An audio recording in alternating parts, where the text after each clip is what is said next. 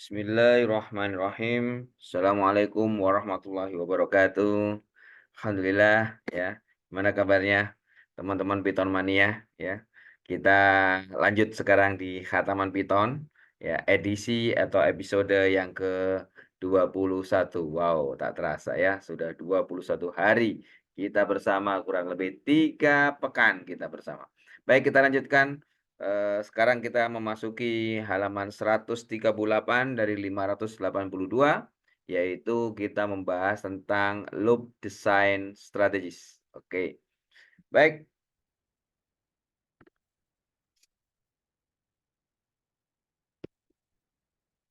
5.2.2 ya, loop design strategies, yaitu strategi perancangan loop ya, perancangan loop. Pertama adalah writing a loop that work correctly is not an easy task for novice programmers. Consider the 3 steps involved when writing a loop. Step 1, identify the statement that need to be repeated. Step 2, wrap this statement in a loop like this ya. While true statement. Step 3, code the loop continuation condition and add appropriate statement for controlling the loop. While loop continuation condition statement additional statement for controlling the loop. Baik, menulis loop ya yang bekerja secara benar dengan baik bukanlah tugas yang mudah bagi seorang programmer pemula ya. Maka mari kita perhatikan 3 langkah ya yang dalam menulis sebuah pengulangan atau sebuah loop ya. Langkah pertama, identifikasi pernyataan yang diperlukan, yang diulang ya, yang perlu kita ulang. Kemudian juga bungkus ya, wrap this statement in a loop like this. Jadi buatlah, bungkuslah ya, dibungkus pernyataan ini dalam loop ya sebagai berikut. Jadi while true, maka ada statement ya, ada pernyataannya. Ya, kita masukkan dalam bungkusan statementnya itu. Kemudian step 3, code the loop continuation, ini buat kode kondisi berkelanjutan. Ya, pengulangan berkelanjutan dan tambahkan pernyataan yang sesuai untuk mengontrol loop ya, seperti ini. Jadi ada statement, kemudian tambahkan pernyataan yang sesuai untuk mengontrol loop. Nah, ini karena biar apa? Biar loopnya enggak tak terhingga kayak kemarin ya, karena nggak ada penutupnya. Baik, 5.2.3 case study, studi kasus kita, yaitu multiple subtraction quiz. Jadi kuis pengurangan secara berulang. The subtraction quiz program in listing 4.4 subtraction quiz.py generates just one question for each run. You can use a loop to generate question repeatedly. How do you write the code to generate 5 questions? Follow the loop design strategy. First, identify the statement that need to be repeated. These are the statement for obtaining 2 random number, prompting the user with subtraction question and grading the question. Second, wrap the statement in a loop. Third, add a loop control variable and loop continuation condition to execute the loop 5 times. Baik, program kuis pengurangan ya pada listing 4.4 yaitu subtraction quiz.py hanya menghasilkan 1 soal untuk setiap kali ketika kita jalankan. Anda dapat menggunakan loop untuk menghasilkan soal secara berulang ya. Bagaimana sekarang caranya agar nanti menuliskan kode itu menghasilkan 5 soal. 5 soal yang berulang. Maka kita ikuti strategi perancangan loop. Yang pertama, identifikasi dulu pernyataan yang perlu diulang. Ya, ini yang harus diidentifikasi. Kemudian pernyataan-pernyataan ini untuk mendapatkan 2 bilangan acak. Yang pertama, kemudian mengajukan pertanyaan pengurangan kepada pengguna. Ya, jadi diantaranya ada poin, yaitu memperoleh 2 bilangan acak, menanyakan kepada pengguna untuk pertanyaan pengurangan, kemudian menilai jawabannya ya.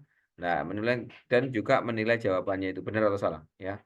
Second, yang kedua adalah wrap the statement. Ini ada yang kedua adalah membungkus pernyataan tersebut dalam sebuah pengulangan atau loop ya. Kemudian yang ketiga adalah menambahkan control loop, variabel control loop ya, dan loop berkelanjutan, ya, kondisi berkelanjutan untuk menjalankan loop sebanyak 5 kali. Listing 5.4 is a program that generates 5 questions and after a student answer all of them, report the number of correct answer. The program also display the time spent on the test as shown in the sample run. Listing 5.4 adalah program yang menghasilkan 5 soal dan setelah siswa menjawab semuanya melaporkan jumlah yang benar. Program ini juga menambahkan waktu yang dihabiskan untuk tes seperti yang ditunjukkan pada contoh output. Ini listing 5.4 ya, judulnya subtraction quiz log.py. Jadi nanti teman-teman ini kalau bisa diketik biar latihan kita semakin bisa semakin lanyah ya. Kalau semakin biasa nanti ya. Ada input random, input time, kemudian correct count-nya sama dengan 0, count-nya sama dengan 0, number of question-nya 5. Kemudian start time, time.time ini artinya kita mengambil waktu awal.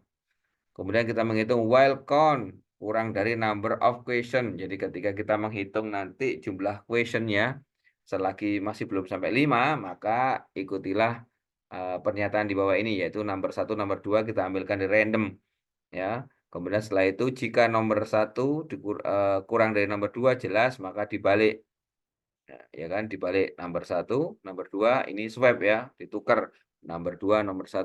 Kemudian answer what is nomor 1 dikurangi dengan nomor 2 karena wajib nomor 1 lebih besar daripada nomor 2 ya.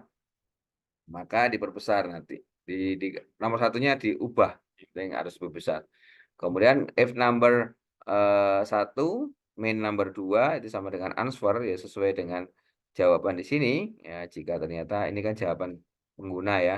Nah, maka jawabannya you are correct, maka akan tampil bentuk itu ya. Kemudian correct count ditambahi ya, jumlah count-nya tambahi dengan 1. Tadi kan correct count-nya 0 yang benar ini ya. Menghitung yang benar. Jadi kalau dia tambah 1. Kemudian plain kalau dia salah maka jawaban Anda salah ya. Langsung keluar di sini menambahkan jumlah count sampai nanti count-nya jumlahnya 5 ya, artinya kurang dari number of question. Jadi kan 0, 1, 2, 3, 4. Nah, ini kan jadi 5 ya. Oke. Maka setelah itu, setelah dalam perhitungan sudah 5 dan juga diketahui jumlah benarnya berapa, maka end time diambil waktu terakhir ya. Kemudian test time waktu yang tinggal selisihkan aja, end time dikurangi awal end time tadi dikurangi start time dari awal ya. Kemudian correct count is menghitung yang benar, jadi dari jumlah pertanyaan 5 ya, test time is dikasih waktunya berapa detik. Oke, ini contohnya. Misalkan 1 kurangi 1, 0, you are correct. 7 kurangi 2, 5, you are correct ya. What is 9 kurangi 3, 4, you are is wrong. Dikasih jawabannya, 9 kurangi 3 sebelah 6, benar. What is 6 kurangi 6, 0, you are correct, ya benar. What is 9 kurangi 6, 2, you are so wrong, harusnya 3. Maka correct count is 3 out of 5. This time is 10 second ya. Jadi oke, kita coba aja. Nah, ini ya, kita coba langsung. Oke, kita coba yang benar ya. 9 kurangi 4 berapa? 5. Oke, you are correct. 9 kurangi 9, 0. Oke, you are correct. Ya, 7 kurangi 6, 3 misalkan. Oh, you are so wrong. Harusnya 7 kurangi 6 should be 1. Ya kan? Kemudian 2 kurangi 0, ini nggak ada jawaban. Ini clear ya ketika di enter ya. Harusnya tadi ada jawaban. Ya, ini kan kita saat ini kepencet enter. Ya, saya ulangi lagi aja lah. 8 kurangi 1, 7. 0 kurangi 0, 0. 4 kurangi 0, 3 misalkan. 0 kurangi 8 kurangi 3, 2 gitu ya. 4 kurangi 4, 0. Maka ya correct. Correct count is 3 out of 5. 3 dari 5 benar. This time is 13 second ya di sini ya. Oke. Baik. Udah, silakan nanti diketik ini latihan. Jadi artinya kita bisa mengulang-ulang berapa banyak? 5 kali di sini ya. 5 kali pertanyaan. Baik, the program uses the control variable count to control the execution of the loop. Count is initial nil, line 5, and increase by 1 is in its iteration, line 32. A subtraction question is displayed and processed in its iteration.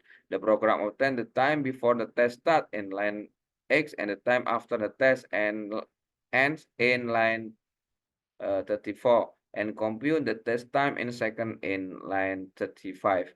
The program display the correct count and test time after all the quizzes have been taken line 36 until 37.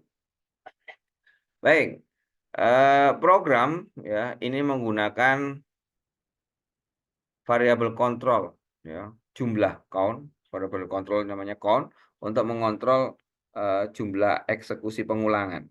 Ya, ketika 5 nanti Anda. Count dimulai dengan 0 ya, dan akan bertambah 1 setiap iterasi, setiap pengulangan. Pertanyaan pengurangan akan ditampilkan dan diproses di setiap iterasi. Kemudian program akan mendapatkan waktu, akan mengambil dulu waktu ya, mendapatkan waktu sebelum tes dimulai. Dan di baris 8 dan juga waktu setelah tes berakhir di baris 34 dan menghitung waktu tes ya dalam detik di baris 35. Maka kemudian program menampilkan jumlah benar dan juga waktu tes selama quiz itu berlangsung ya, berlangsung di baris 36 sampai 37. Baik. Lanjut 5.2.4. Controlling a loop with user confirmation. The preceding example executes the loop 5 times. If you want the user to decide whether to take another question, you can offer a user confirmation. The template of the program can be coded as follows. Continue loop Y, while continue loop Y, maka eksekusi continue loop sama dengan input enter Y to continue and N to execute. You can rewrite listing 5.4 with user confirmation to let the user decide whether to advance to the next question ya. Mengontrol, kita akan mengontrol di sini, mengontrol perulangan ya, sebuah loop dengan user konfirmasi, dengan konfirmasi dari user pengguna. Contoh sebelumnya menjalankan perulangan sebanyak 5 kali ya. Jika Anda ingin pengguna memutuskan apakah akan menjawab pertanyaan lain, maka Anda dapat menawarkan konfirmasi pengguna ya. Template program dapat ditulis dengan kode berikut, misalkan while continue loop sampai berapa ya, misalkan ya continue loop sampai dia ya, maka nanti akan ada konfirmasi. Dia akan berulang terus sampai dia ngetikkan Y. Kalau dia N, maka dia nggak akan mengulangi pengulangan ini, pengulangan while ini ya. Listing 5.4 dapat ditulis ulang dengan konfirmasi pengguna untuk memungkinkan pengguna memutuskan apakah akan melanjutkan ke pertanyaan berikutnya. 5.2.5 Controlling a loop with a sentinel value.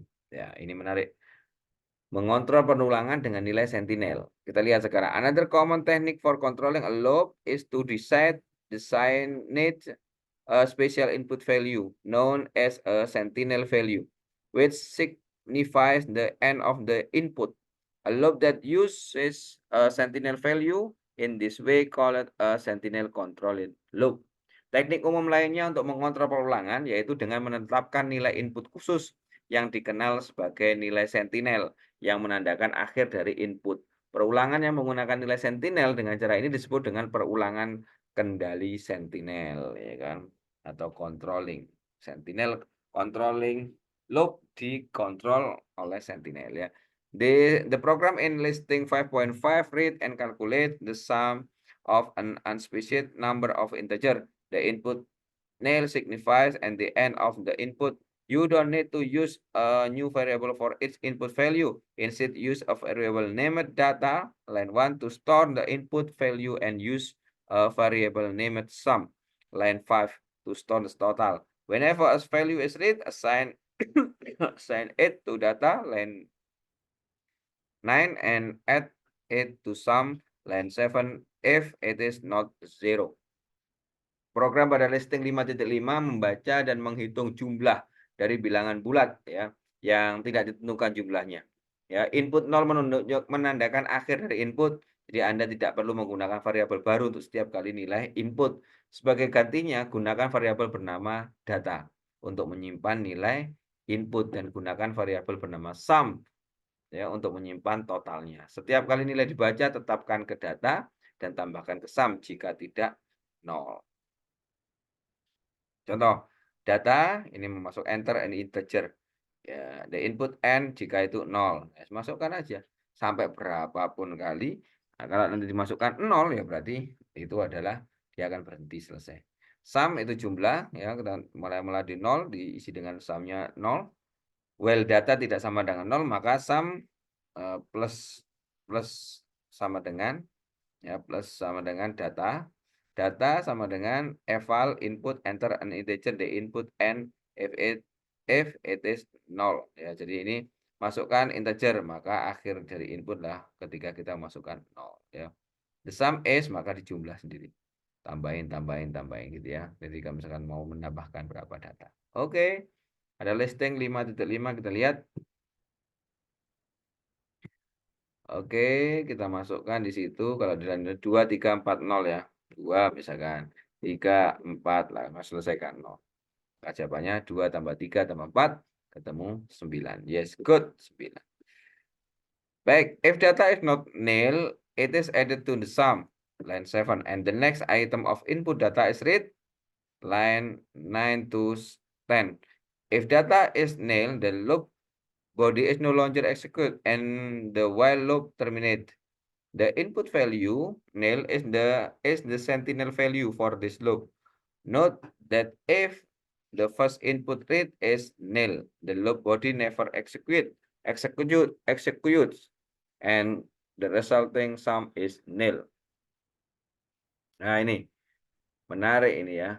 Jika data tidak sama dengan 0, maka akan ditambahkan dalam sum. Baris 7. Dan the next item berikutnya adalah input data yang dibaca. Jika datanya 0, maka body pengulangan ya itu tidak dieksekusi. Yang mana loopnya jelas terminate ya. Loopnya adalah akan berhenti.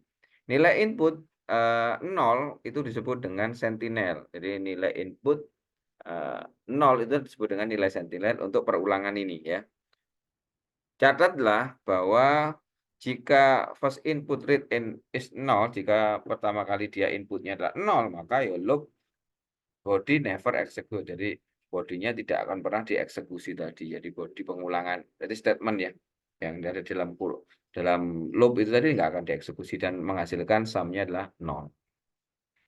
Baik, perhatian ya, don't use floating point value for equality checking and loop control since those value are approximated.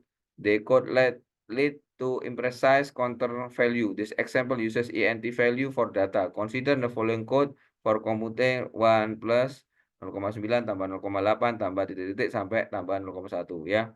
Nah, ini kita tidak boleh ya, jangan digunakan floating point. Mengapa? Karena untuk pengecekan kesamaan dalam counter perulangan. Karena nilai tersebut diperkirakan, hal itu tidak menyebabkan nilai counter yang tidak akurat.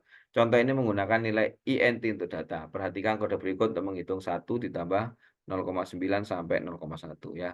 Item 1 sum 0, while item tidak sama dengan 0, ya, maka sum sama dengan item ditambahkan di sini ya. Sum plus sama dengan item. Item dikurangi 0,1. Ya, misalkan gini ya. Jadi kita pengennya seperti ini. Nah, maka di sini jelas the variable item start with 1 and reduce it by 0,1 every time the loop body is executed. The loop should terminated when item becomes nil. However, there is no guarantee that item will be exactly nil because the floating point arithmetic is approximated. This loop seems okay on the surface, but it actually is an infinite loop ya. Variable item dimulai dengan 1 dan dikurangi 0,1 setiap kali badan perulangan dijalankan. Perulangan harus berhenti, loopnya berhenti ketika itemnya menjadi 0, namun tidak ada jaminan bahwa item akan tepat 0. Kenapa? Karena perhitungan floating point diperkirakan itu adalah perkiraan ya. Perulangan ini tampak baik-baik saja di permukaan, kelihatannya aman, tapi sebenarnya ini perulangan ini bisa jadi tak terhingga. Kenapa? Itu tadi karena floating point kan banyak apa? Pendekatan-pendekatan kan nilainya itu ya. Oke, 5.2.6 input and output redirection, pengalian input dan output. In listing 5.5, if you have a lot of data to enter, it will be cumbersome to type all the entries from the keyboard. You can store the data in a text file named input input.txt, for example, and run the program by using the following command. Python sentinel value.py kurang dari ya input tanda kurang dari input.txt. Baik, pada listing 5.5, jika Anda memiliki banyak data untuk dimasukkan, mengetik semua entry dari keyboard tentu akan merepotkan Anda. Anda dapat menyimpan data dalam file teks, misalkan input.txt, misalnya disimpan di situ, dan menjalankan program dengan menggunakan perintah berikut. Jadi Python sentinel value sentinel.py masukkan input txt ya. This command is called input redirection. Nah, inilah perintah ini disebut dengan pengalian input atau input redirection. Instead of having the user type the data from the keyboard at runtime. Yang mana alih-alih meminta pengguna mengetikkan data dari keyboard saat runtime, the program take the input from the file input.txt. Alih-alih itu ternyata apa? Program mengambil input dari file input.txt. Suppose the file contain the following number, one number per line. Misalkan file tersebut berisi angka-angka berikut, satu angka per baris, misalkan 2, 3, 4. The program should get sum to be 9. Maka program harus mendapatkan jumlah ya sama, yaitu 9. Similarly, ya. Demikian pula, output redirection can send the output to a file instead of displaying it on the screen. The command for output redirection is python script.py lebih besar, tanda lebih besar, output.txt. Ya, ternyata Python juga bisa membaca output. Kalau tadi kan input redirection, nah ini output redirection. Input and output redirection can be used in the same command. For example, the following command get input from input.txt and send output to output.txt. Nah, Python sentinel value.py kurang dari input txt, output txt. Run the program and see what content show up in output.txt. Nah, nanti kita bisa lihat seperti itu.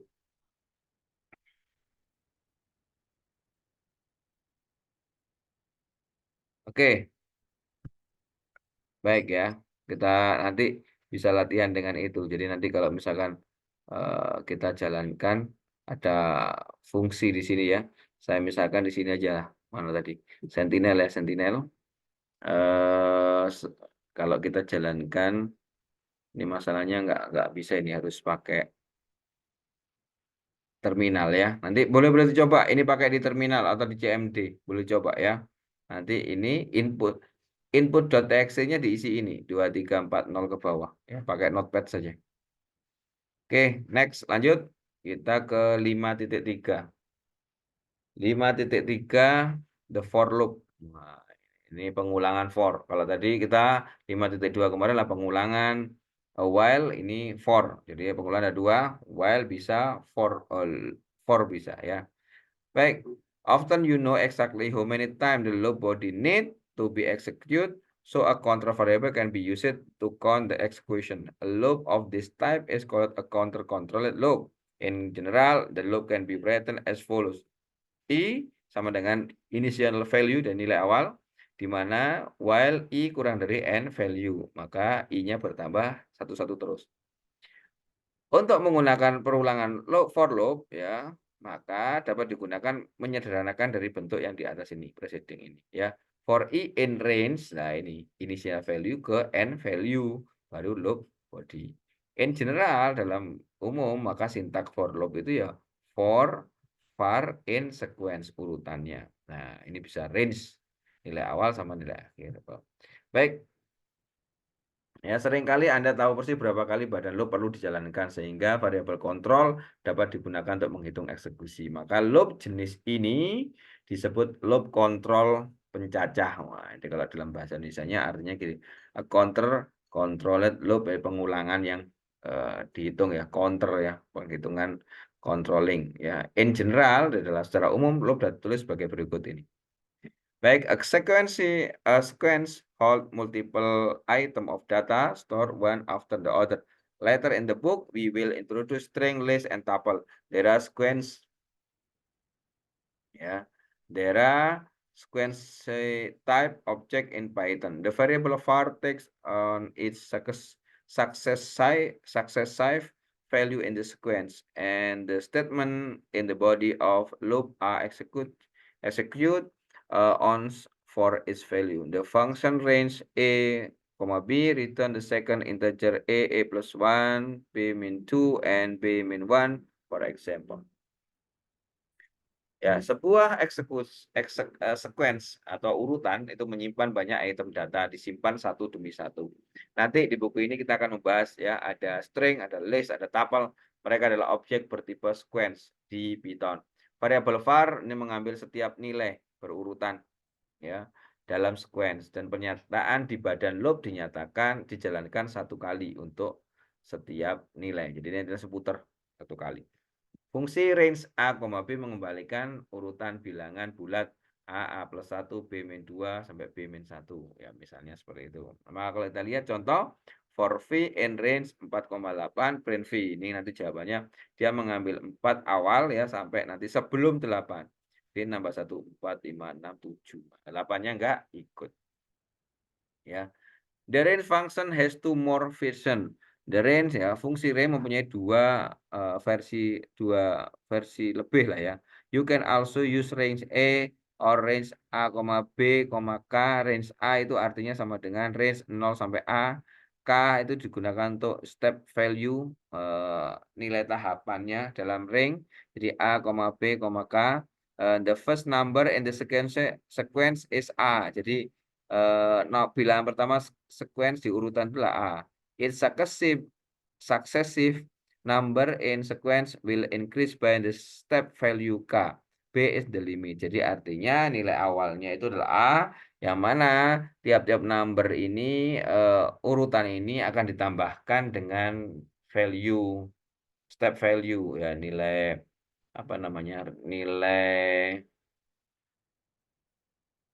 apa ini, step value. Jadi nilai tambah ya, nilai tahap, Pak. Nilai tambah, nambahnya berapa? Sebesar K.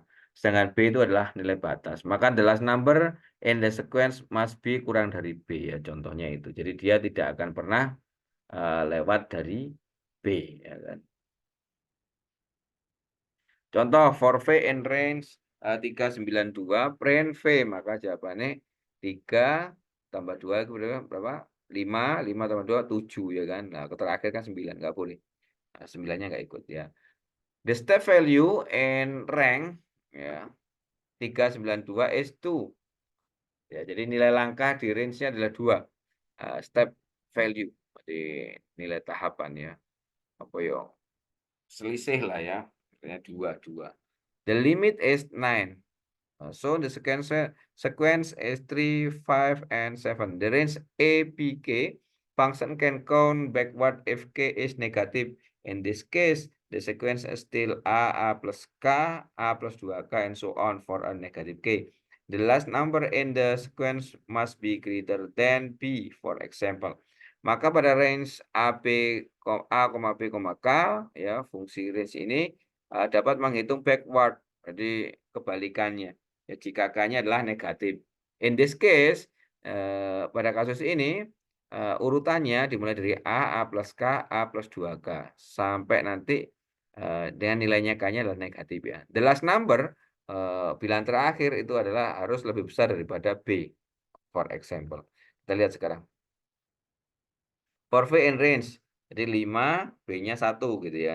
Nah, maka dia kebalikannya, ini kan min 1.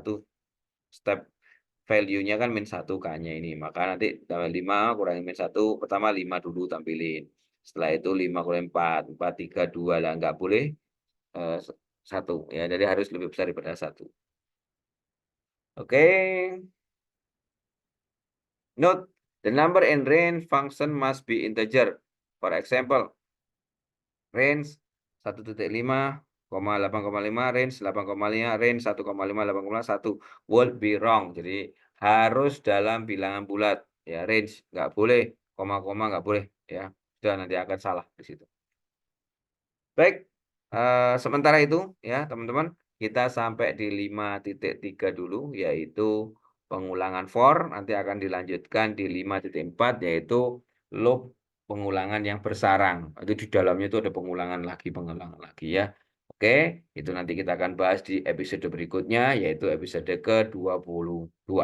Baik, teman-teman, tetap semangat belajar Python di Khataman Python, Introduction to Programming Using Python 3. Karangannya adalah karangan Daniel Yiliang. Tetap semangat karena Python itu mudah, Python itu simple, dan Python itu menyenangkan.